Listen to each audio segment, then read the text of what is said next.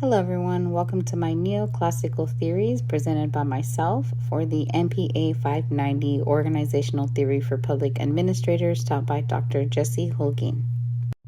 Just to provide a quick overview, I will be discussing the theme of efficiency as my first choice, then I will be discussing the theme of human relations as my second choice, and finally I will be discussing how the themes of efficiency and human relations could impact my proposed task force.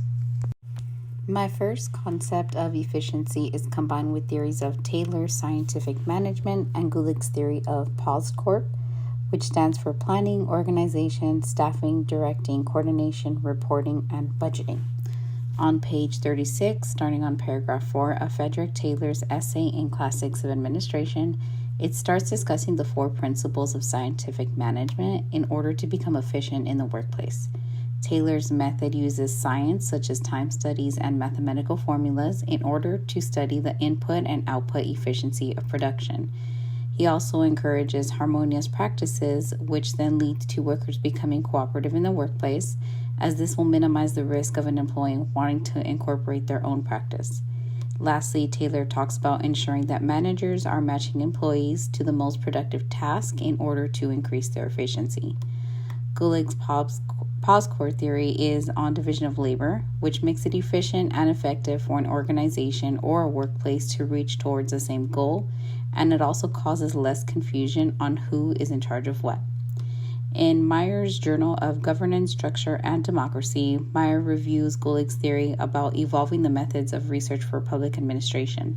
Meyer then emphasizes that Gulick's methods of POSCORP should be considered, especially since Gulick was an advocate for change.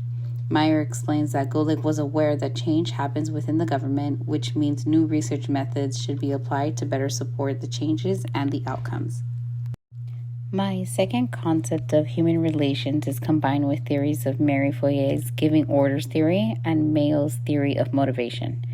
On page 59, Mary Foyer discusses the theory of giving orders and how there should be an appropriate way to give orders to individuals and how leaders should expect some retaliation. Foyer explains that the retaliation gives an opportunity for the leader and worker to work out the indifferences and find a better way to improve communication moving forward.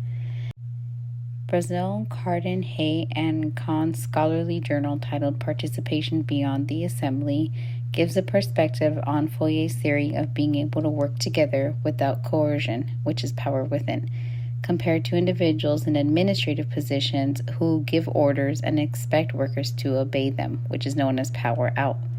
Foyer's theory is emphasized to be a progressive theory in public administration that the author believes should be followed. However, the author also believes that there is a possibility that both sides of powers over and with can work together in a balanced manner that can play to each other's strengths for the communal needs of the public. Lastly, Mayo's theory of motivation discusses the need for employees to understand what motivates their employees to work. Mayo states that social factors such as feeling valued, being recognized, and having employer support can lead to a higher level of production while still treating employees as human beings. This also comes with the understanding that social factors can change and employers need to be able to adjust and come up with creative solutions to be able to maintain a stable workplace environment. Both concepts of efficiency and human relations could positively impact my proposed task force if the correct method is used. For example, the method of scientific management would not be beneficial for the task force because employees are not producing a product, but instead a service or resource. However, the method of POSCORP would be beneficial as it is a clear-cut structure that will help meet the service goal. The human relations theories also provide a reflective opportunity for the task force to be insightful and reflective of their own employees' social factors before looking at the social wellness of others in the public. This will strengthen, motivate, and build trust within the task force and help it obtain its ultimate goal. Thank you everyone for watching my presentation, and here are my references.